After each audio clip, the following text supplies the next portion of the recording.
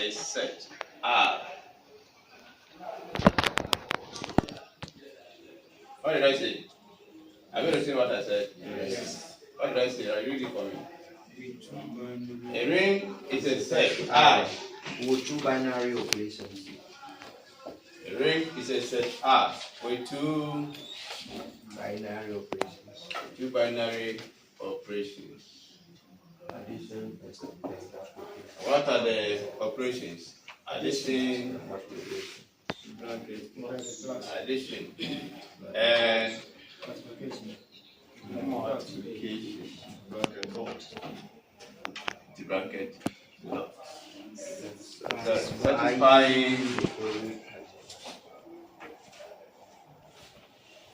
Satisfying the following axiom.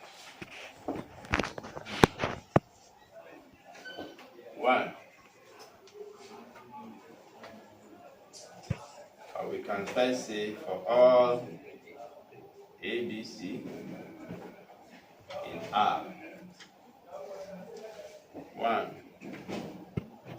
A plus B is equal to B plus A.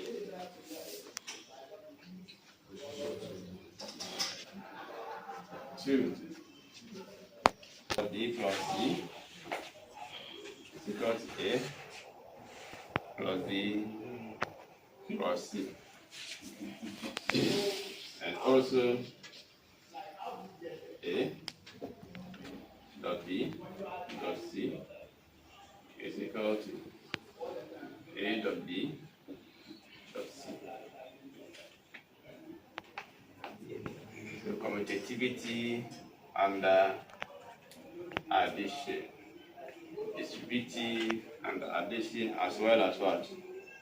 Multiplication. The associative is both.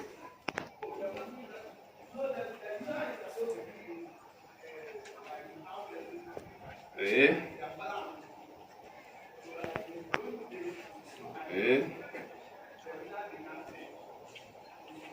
B plus C.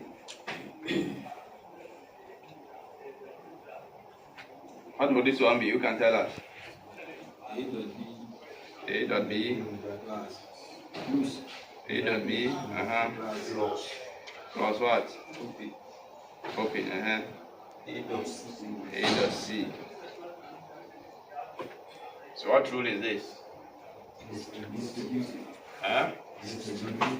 Distributive property. What if I write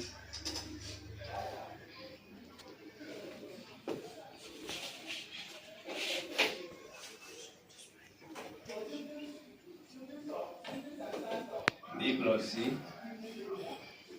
dot A? What do we get? What do we get? B dot In bracket. Plus.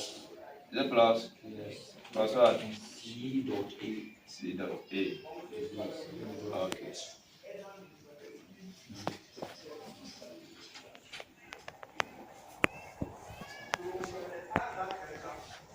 Anytime you add,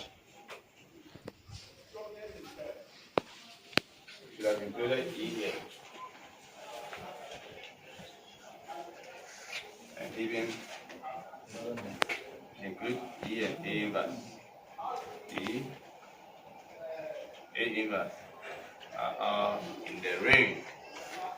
So they would have to be stated for all this and this in any of the axioms. So if we say A plus E is the same as E plus A, and it gives us what? Any element operated on the identity element gives us what? The same element. Is it not true? Yes. Yes. Anytime you operate an element on the identity element, you get back the same elements. If you also pick A by plus the inverse of A. The same as the inverse of A plus A. It will give us what? Who can remember? Identity. Very good. So anytime you operate any element and its or on its own inverse, you will get the identity element. You get the identity element. You get the identity element. You get the identity. 6. There is closure. And the closure states that if you add any two elements inside the wahala is Voice. so for closure, anytime you pick any two elements from any given set, or you perform an operation on them, the result you get must also be inside where the given set. That's the meaning. So we are picking A and B from R. If you add A to B, you get an answer which is also in R. That's the meaning. That's topology. Huh? Open board. It's topology. And so the same thing with the multiplication. If you pick any two elements from R, from set R, and you multiply them, the answer you will get is their product. And their product will be also in R. So it must be closed. If it's not closed, it is not a ring. It is not a ring. I'll give you some notes under this then. After that, we'll start solving examples. We'll prove all this using some examples. Note that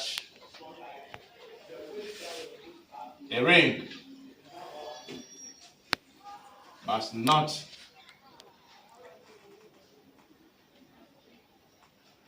necessarily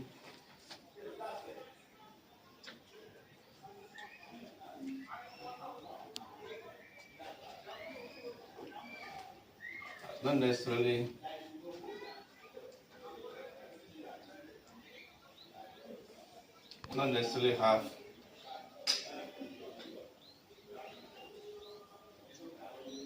multiplicative,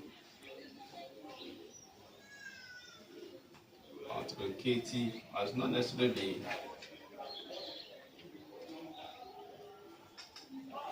multiplication, must not necessarily have a multiplication.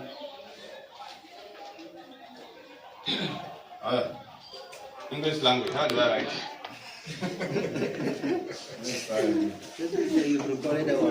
No, I paused it. Look here. Have you seen it must not necessarily be commutative. Are you there? Must not necessarily be commutative under addition, under multiplication. Thank you. Must not necessarily be commutative under multiplication. Under multiplication. Full stop. But if any ring is multiplicative,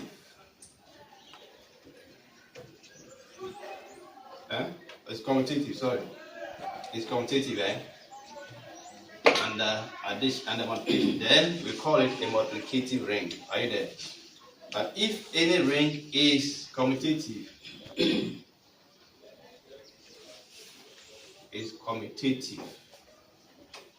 But if any ring is commutative under multiplication,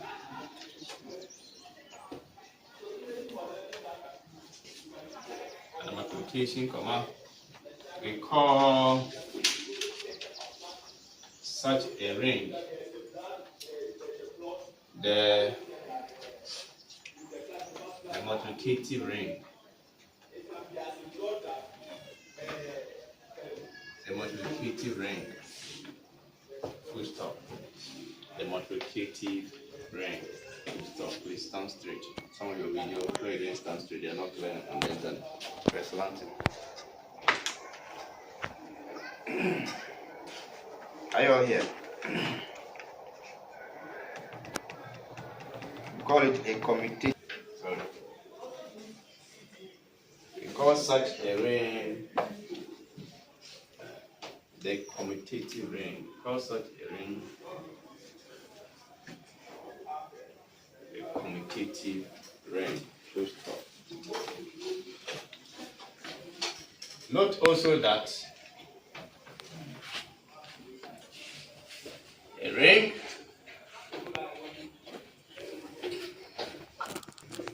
with a multiplicative identity 1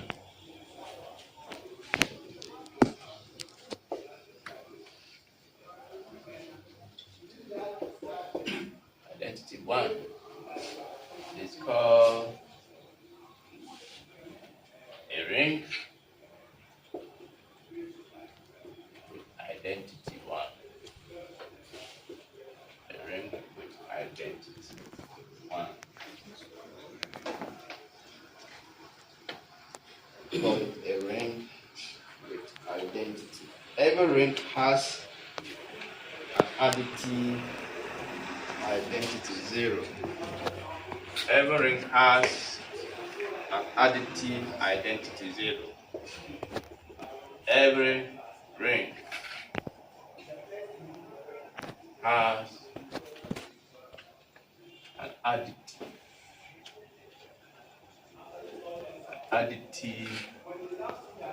identity 0. So multiplicative identity is 1. Additive is 0.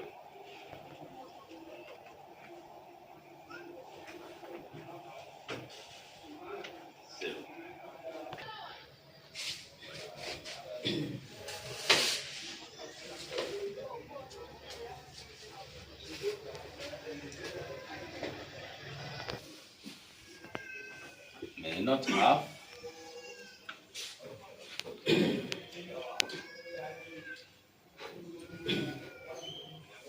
multiplicative inverses.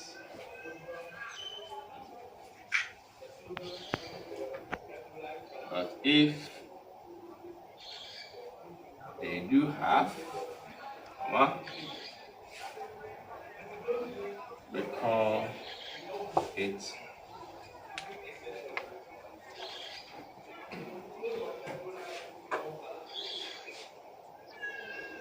the division ring. Division ring. So a division ring is a ring with a multiplicative inverse. So it's not the mass that all the time every ring must have a multiplicative inverse. You see here, have you seen the inverse? Have you seen the inverse axiom? Do you see multiplication? No. I didn't say A dot A inverse is equal to E. I said what? A plus A inverse.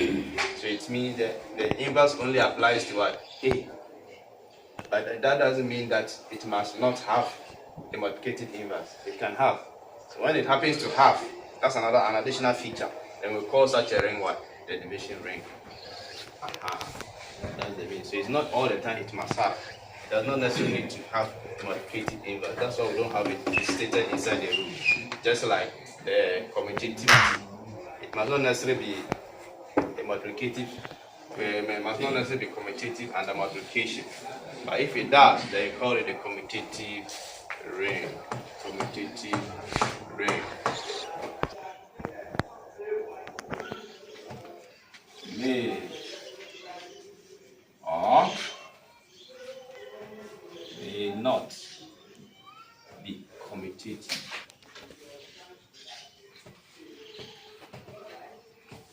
Division rings may or may not be commutative.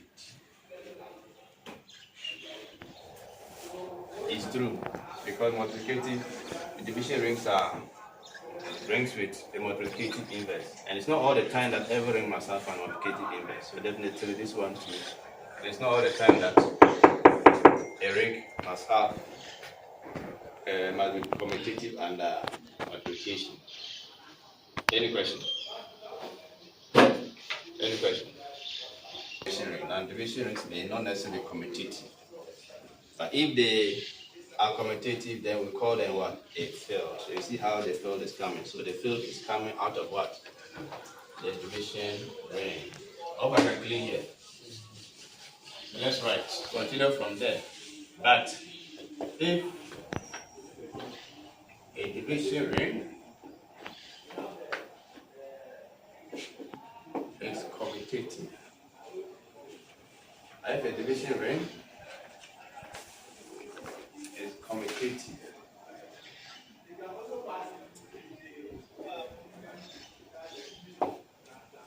if a division ring is commutative, then we call it a field. So you see? So you see what a field is? So it is gotten from what the division ring is. But if a division ring is commutative, then we call it a field. So a field is a commutative division ring. We'll give examples, so don't worry. Just write the notes.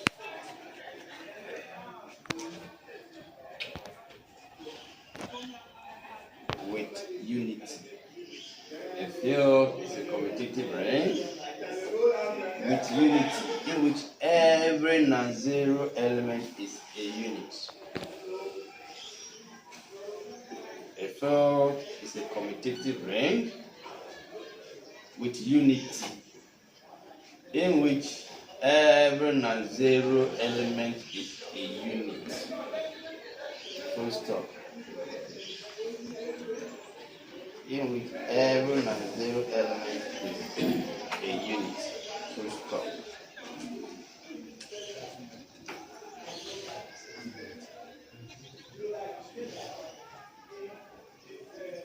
The set of integers z. Right? The set of integers z is not a field. The set of integers z is not a field.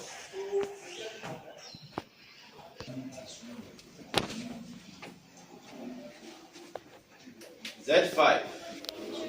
You know how to write Z5? Z subscript 5. You should know that by now. Z5 is a field. Z5 is a field.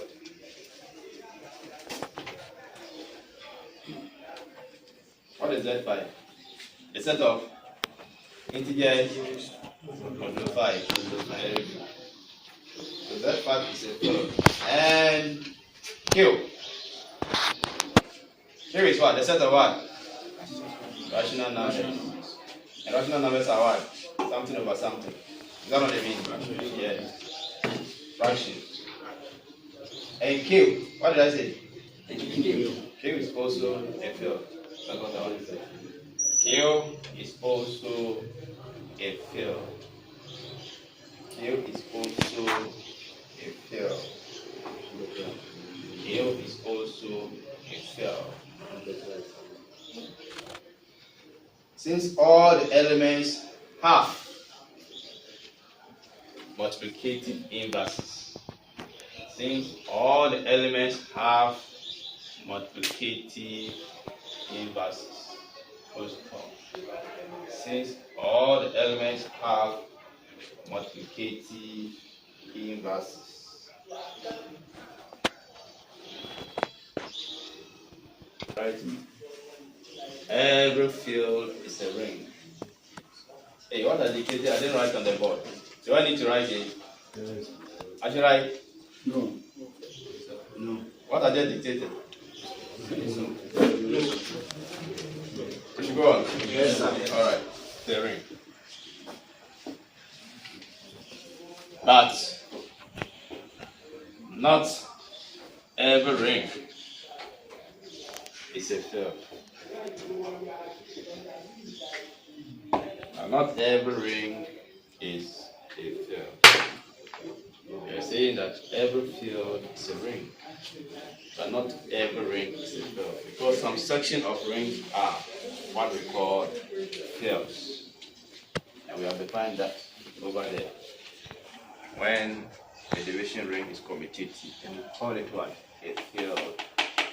So fields are only commutative rings. So not all rings are fields. That's the meaning. Are you all here? Yes.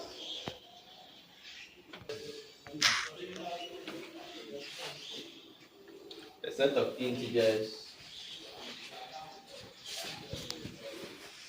is an example of a ring without identity elements.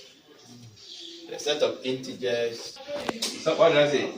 The set of even integers. An example of a ring. The set of even integers. No, you said integers. No, it should be even integers. The set of even.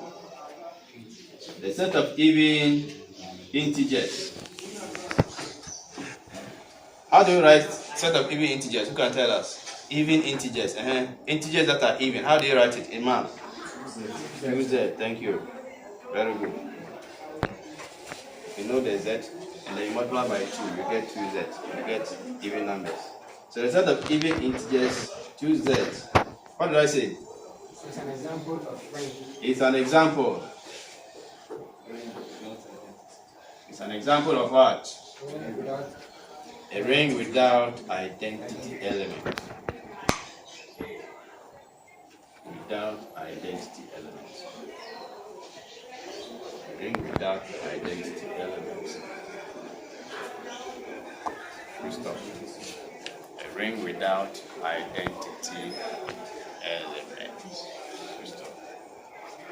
Full stop. Example of a non-commutative ring. An example of a non-commutative ring. The set of Example of a non-commutative ring. Are you there?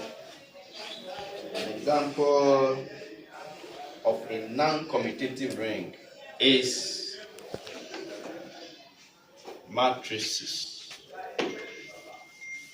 I should have left the axioms on the board so that we'll work them one by one. An example of a non-commutative. You know what a commutative ring is? So a non-commutative ring is matrix. Matrices. Non-commutative. You know why? Non-commutative. If you multiply matrix A by matrix B, you will not get why you multiply B by A. Is it not true? They are not the same. You pick any two matrices, and then you multiply A by B, it will not be equal to B by A. So that's why matrices are not what? Commutative rings. Any question? Any question? Any question?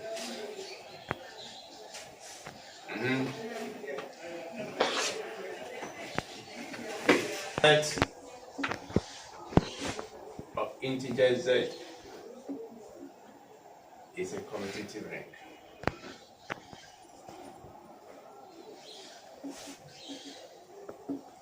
So I've given an example of a non-commutative ring, and then also a commutative ring. A set of integer Z is a commutative ring. Is a commutative ring. Any questions? Any questions?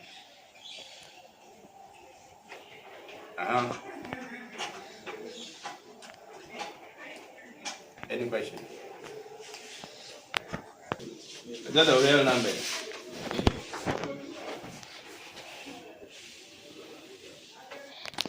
It's a ring. To show if R is a ring, a set of real numbers R is a ring. We know that the set of real numbers is a ring. The set of integers is also a ring. But I want to see how you can show it mathematically, following the axioms of what a ring is. So Let's do that together. Stop writing, please. So if you pick any element A, element B, element C, maybe the identity element E, and maybe the inverse A of any element A in R. Are you all here? In R. Then, if I pick any two elements, the first one says if I pick any two elements and I add them, I will get an answer in R. If I also pick the same elements or any two elements and I multiply them, I will still get a result in R. Is this axiom true under real numbers? Is it true? If you pick any two real numbers, somebody can pick negative 100. Somebody can go and pick fractions, anything at all. If you add any two real numbers, will you get an answer that is also a real number? Is it not true? It's true in all cases. The same with multiplication. If you pick any two real numbers and you multiply them, the answer you get will still be in what? In R. It will still be a real number. That's the meaning of this axiom. So once it is so, it is satisfied the axiom. So let's go on. Commutativity only applies to what?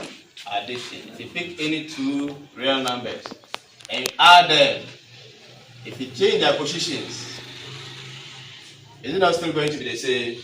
Yes. Any two real numbers. 2 and 3. 2 plus 3 is 5. If you change it as 3 plus 2, it will still be 5. Is it not true? Yes. So commutativity is also satisfied under what? Real numbers. Can you all see? Yes. Then, if you also pick 3 numbers, if you change their parentheses, the bracket, you see the bracket was here, I change it and swap it here. You see, so you pick any 3 real numbers, add the second one to the third one first. The answer you get, add it to the first one. It's not the same as, instead of adding the second to the third first, now add the first to the second first. Do you see? After that, add the third one. You'll still get the same answers. Can you all see? Yes. Pick any 3 real numbers. 2, 3, 4. Add 3 to 4 before adding 2 to the result. The same thing as you add 2 to 3 and add 4 to 8. You still get the same answer. So associativity is satisfied under what? Real numbers. The same thing with multiplication. Sorry. If you multiply the second and the third numbers first, after you multiply the result by the first, it's the same as if you multiply the first real number by the second real number. Can you all see? Then you multiply the answer by what? The third real number.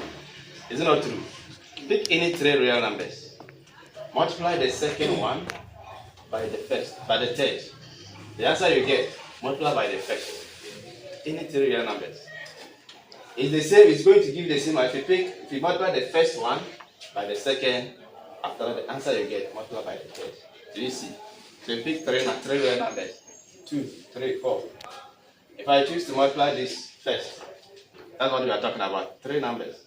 This and that. You multiply this one first, you get what? 12. After that, you multiply by 2. You get what? 24. The same as if you multiply 2. Sorry. You first multiply first one by the second one. Then you now multiply by what? The third one. First by second by third.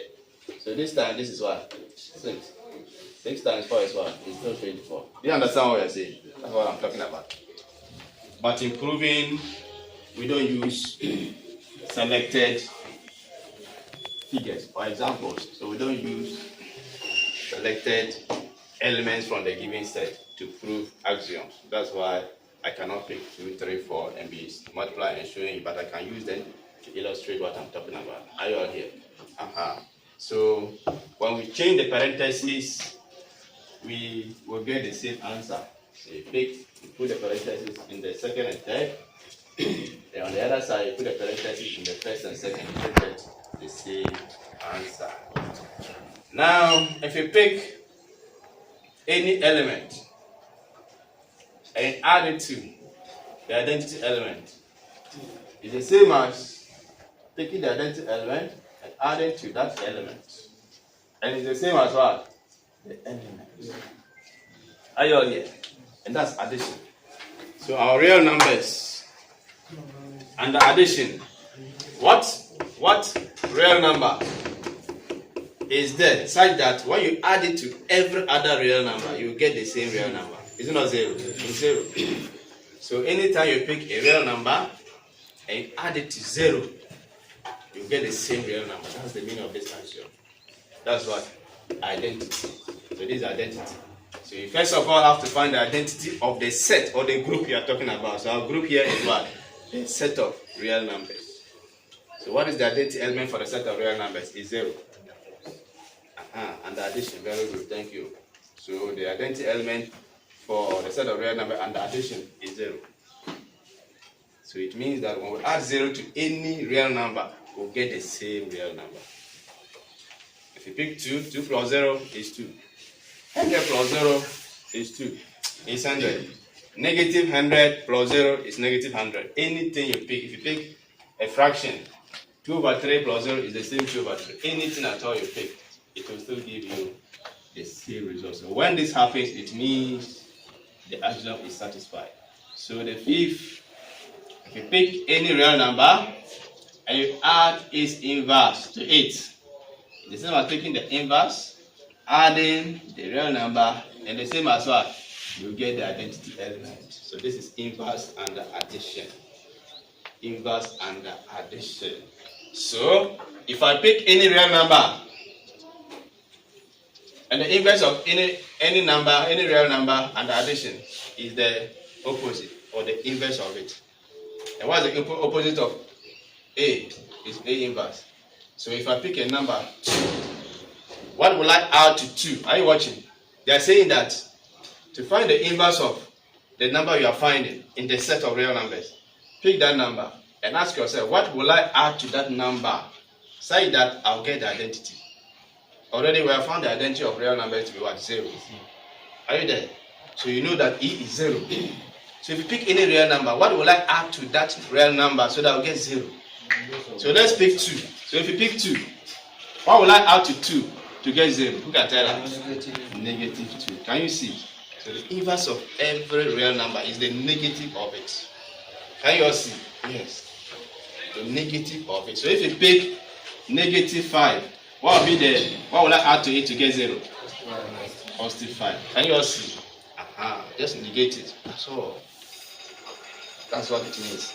So this one too, there is no way that you add 0, you add the inverse of any real number to itself and you will not get 0. So it means this rule also is what? Satisfied.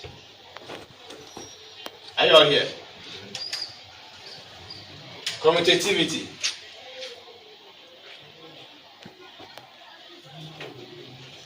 Have you done commutativity? Hey, sorry, what is the name? Distributive. Distributive. If you pick any 3 numbers, 3 real numbers, sorry. What's the distributive property? Plus C. It should be the same as what? A dot B. Plus what? A dot C. When you see plus A dot C. So if you pick any 3 real numbers, pick any 3 real numbers. Watch the co-notation. You see our parenthesis is here. A is multiplying by the sum of B and C. The second number and the third number. This is the first number. So our parenthesis is where? Here. And our binary operation is what? Addition. So watch. Distributive means 2 different operations. If you are calling any given expression distributive, it means you must see more than one operation there. Can you see? You must see more than one operation. It involves two operations. When it was associative, did we see it's only one operation? Can you see? Associative involves only one operation. We are talking about associativity for multiplication, only multiplication. Associativity for what? Addition. It's only addition you see in the expression. But when it comes to distributive, it involves what? Two operations. And when you expand out this, are you watching? When you expand out this, the operation that appears more times is what we say it is distributive over what? The other one. Are you watching? So here we say, watch here. When we expanded this one out, we see plus only once. Can you see? We see product how many times? Twice. So here we say multiplication is what? Distributive over what? Addition. So you see them writing in books. Multiplication is distributive over addition. It means multiplication has appeared more times than this one. That's the meaning. So where addition appears more, it becomes what? Addition is what? Distributive over what? Multiplication. So when you pick any three real numbers, definitely when you add the second to the third, the answer you get, if you multiply it by the first, it will be the same as if you decide to multiply the first and the second. Multiply the first and the third, then add the two results, you will get the same answer. That's the meaning. So if you pick any real numbers and you perform this, it will definitely be what? Satisfied. Any question? Any question? A set of real numbers. So in the exam, if I give you a set of integers, you should be able to what? Show. You'll be able to show a set of integers. It's matrices. But if you use matrices and addition, they also satisfy the conditions and asthma for What is a commutative ring? when you operate. What is a commutative ring? I just gave it to you right now. Read in the book for me. What is a commutative ring? A ring that satisfies a multiplication operation, not addition. So I was giving So that's why the notes, where I say note that, those things are very important though. When you go read it, you want to be an algebraist. Those notes, I say note that, they are very important. You can be working like this and you forget. You see he has forgotten already. You forget that it only refers to multiplication.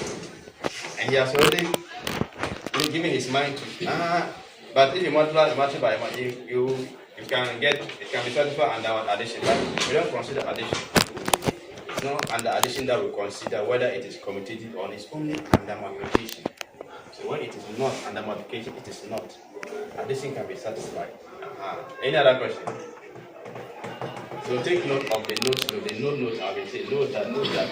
Those ones are very, very important. Anytime you are solving something, you have to remember those ones. A subset S. Subset S in the ring R is a subring if it's a subring of R.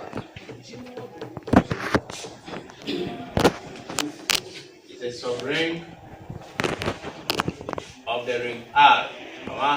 If it is a ring under a same operation. Under the same operation as R. As R.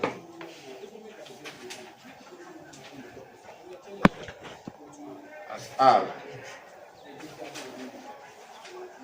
As R. As R. Q is a subring of R. Agent. Agent. What did I say? A set of integers is a subring of what? Q. A set of rational numbers. And what? And Q is a subring of what? A set of real numbers. We stop. It's a subring of the set of real numbers. We stop. Set of real numbers. We stop.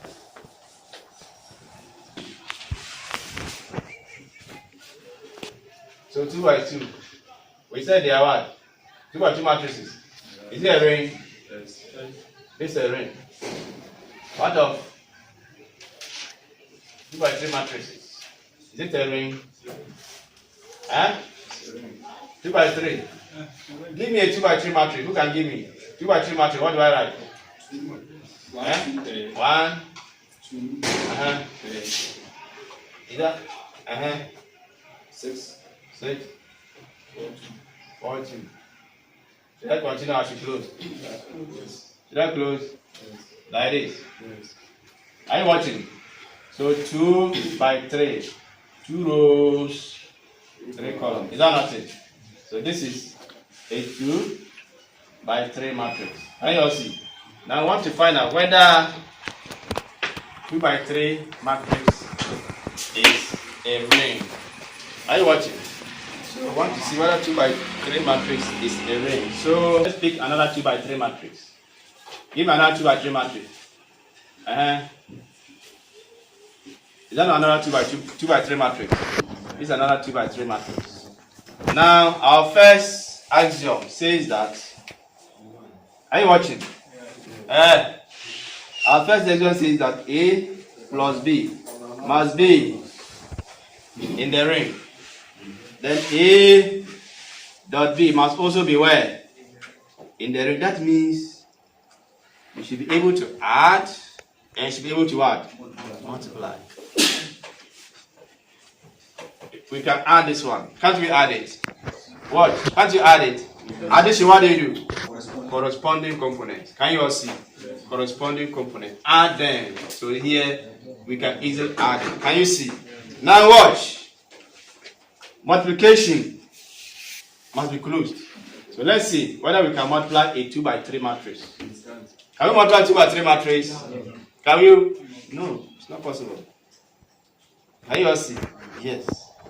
Because for multiplication of matrices, the number of columns in the first matrix must be equal to the number of rows in the second matrix.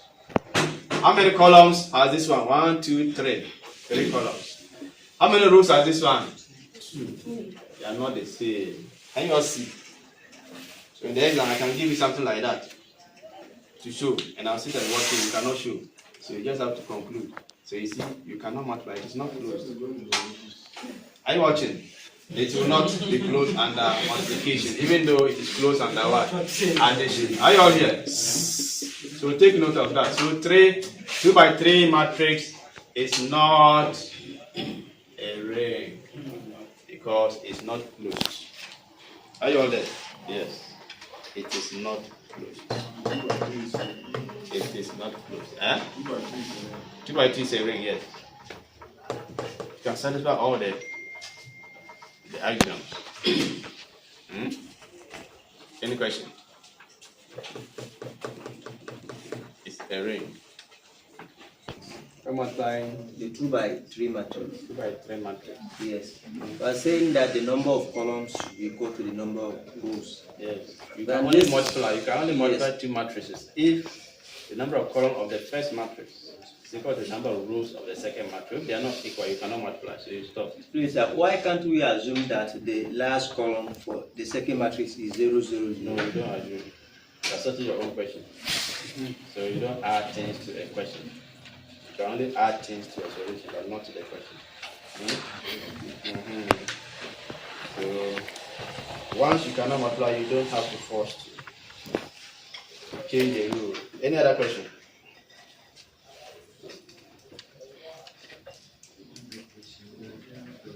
Any question?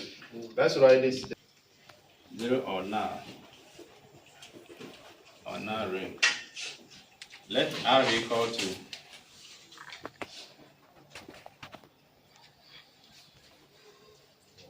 our marker is finished. Let R be equal to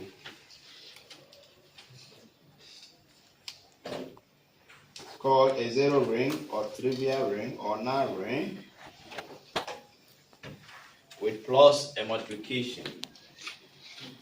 It's called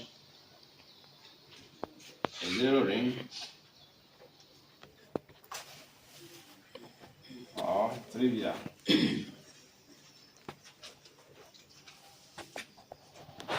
Or null ring.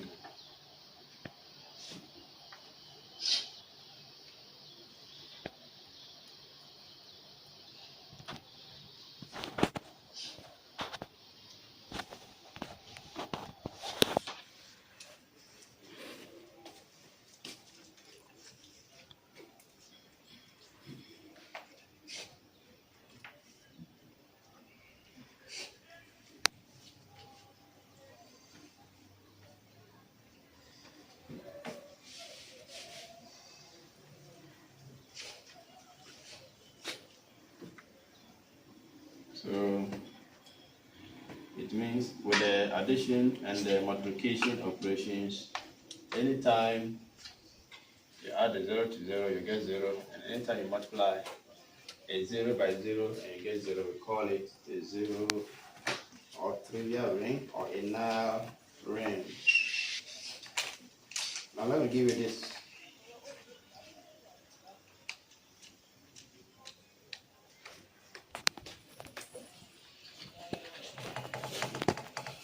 This is an integral domain.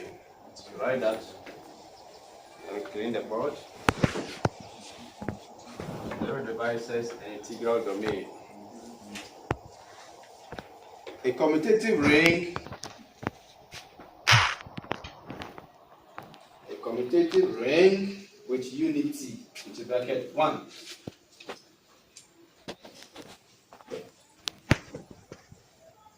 In which there are no 0 devices is called an integral domain.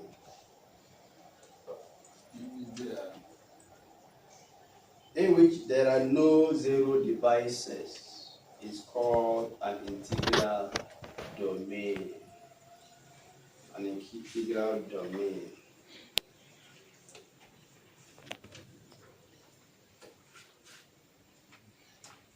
Called an integral domain. Are you all there? In which there are no 0 devices is called an integral domain.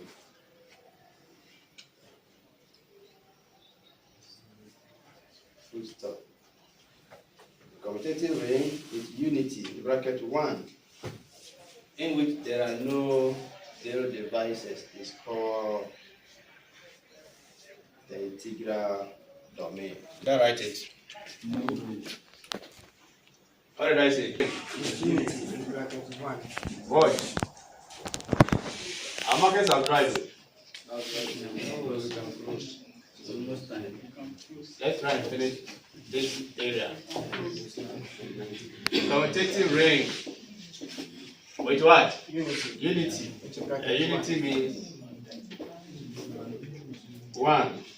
In which there Unity in which there are no 0 devices. in which there are no 0 devices. It's called an integral domain. It's called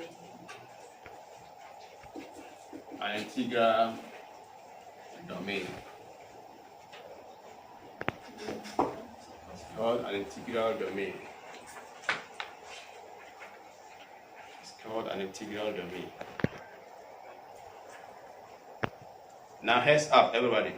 Stop writing and watch something. Heads up. A dot B is equal to 0. What does that mean? If I write A dot B is equal to 0, how can I interpret this? What are the values of? Somebody's coming. It means It means One of them. it is one. It's either one of them or both of them are zero. What did he say? Is either One of it. is zero or both. Very good. So if A times B gives us 0, it means that either A is what? 0. Or B is what? 0.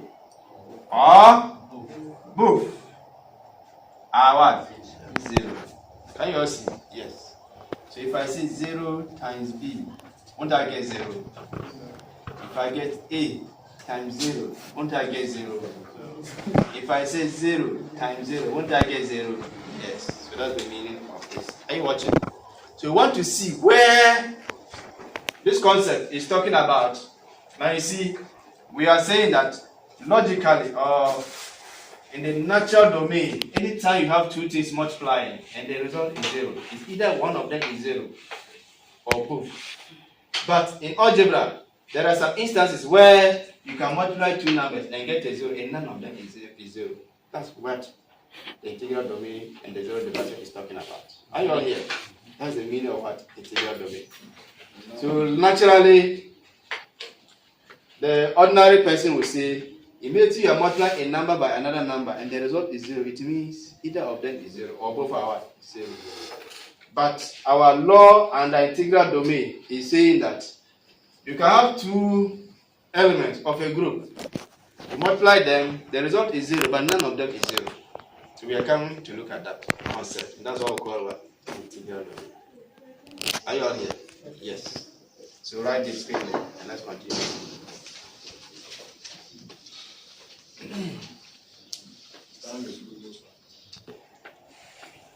But A is not 0 and B is not also what? 0. Let's give an example of this kind where you multiply two numbers, you get 0, but none of them is 0. Let's pick a group. Modulo 10. A set of integers modulo 10. Who can give me the elements? 0, you have kept by what? 4, 5, 6, 7, 8, and 9. Is that all? Who said 10?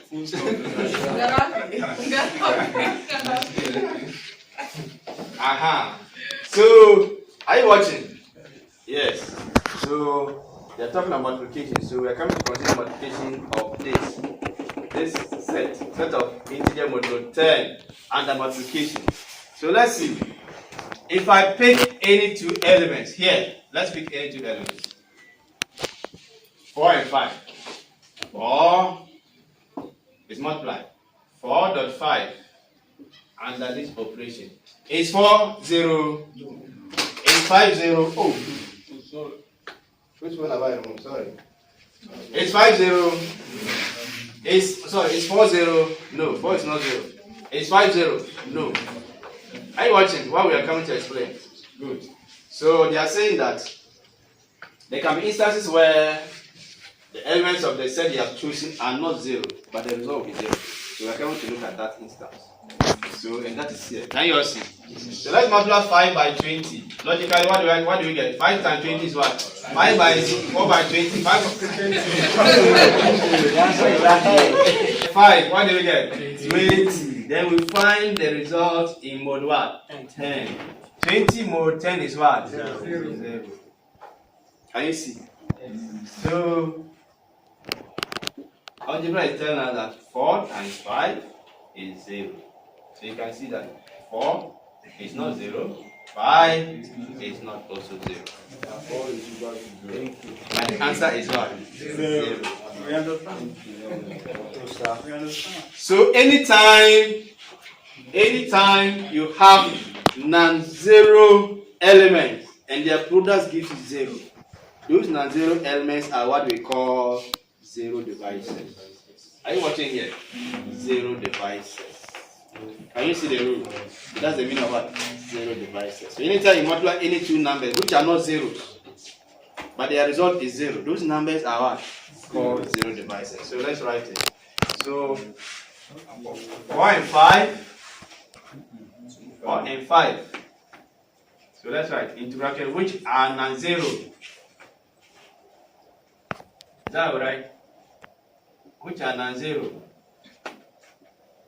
But their product gives 0 are called 0 devices. Are called 0 devices. So anytime you multiply any two numbers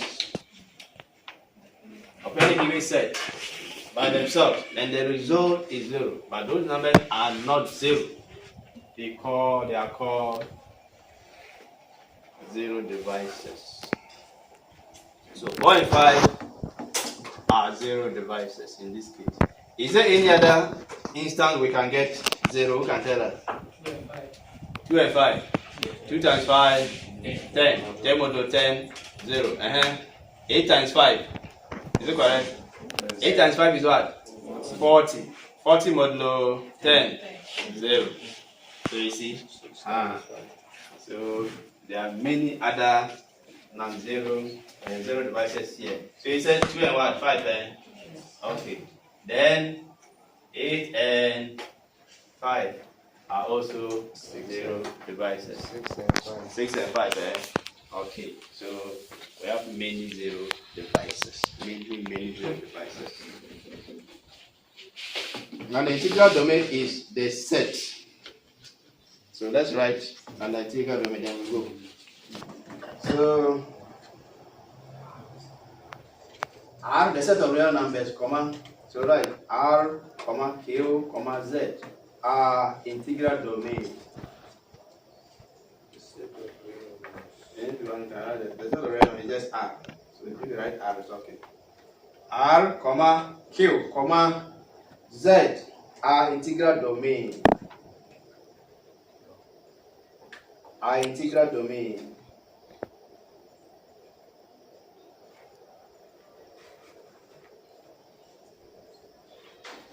Are you there? Full stop. Z times Z is not an integral domain. The set of integer times itself. Z times, so put the cross. So that's what we're talking about. So Z cross Z is not an integral domain. Did you see it on the board? Z by Z is not an integral domain. Z dot Z is not an integral domain.